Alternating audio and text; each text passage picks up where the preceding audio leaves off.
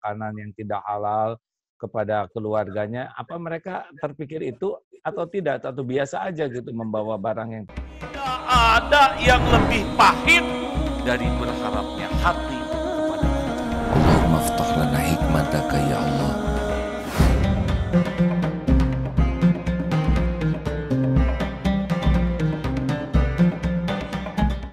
Nah, sekarang pernah ngobrol nggak sama koruptor, kenapa mereka korupsi?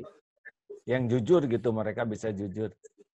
Iya, memang saya pernah bicara dengan beberapa orang lah yang saya tangani dan beberapa mau untuk bicara dengan lebih terbuka.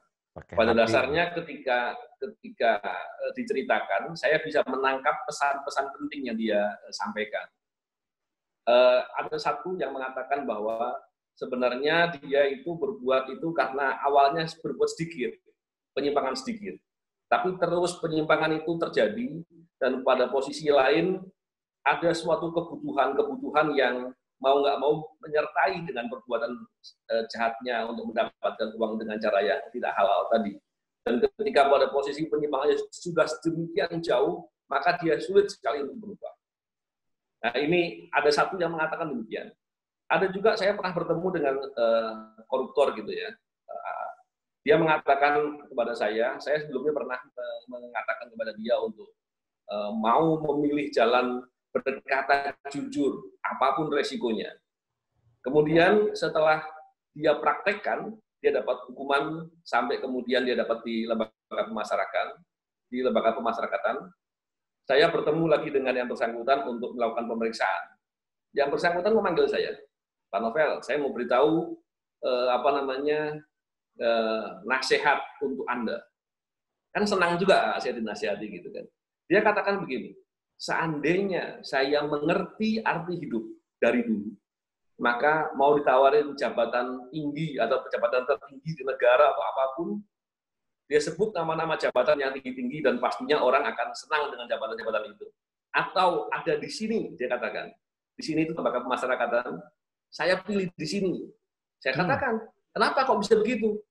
Dia bilang, setiap hari saya tidak diganggu oleh siapapun untuk ibadah. Hampir setiap hari saya jadi imam, ditunjuknya masjidnya di LP-nya itu. Dia bilang bahwa hal itu tidak pernah saya temui, tidak pernah saya alami ketika saya di luar begitu sibuknya saya. Ini yang kemudian saya lihat, wah, ini luar biasa. Bahkan saya pun sampai merinding. Saya katakan ini luar biasa. Bahkan saya sendiri dalam saat itu juga tidak berpikir seperti itu gitu. Ini kan suatu pelajaran yang luar biasa. Begitu, Lalu ini cerita tentang keluarga yang ditangkap.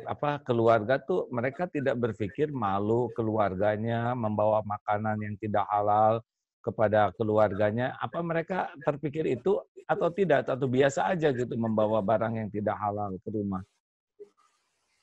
Sebagian besar mereka itu tidak sadar, maksudnya dia tidak punya pemahaman dan pengetahuan itu, ataupun dia mengubur pengetahuannya itu dengan kepura-puraan, saya tidak tahu mana yang benar.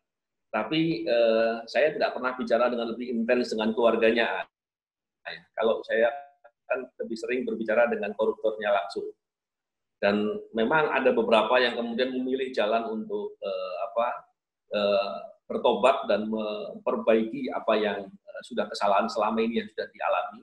Tapi ada juga yang kemudian justru malah marah dan kemudian merancang perbuatan-perbuatan baru dan lain-lain.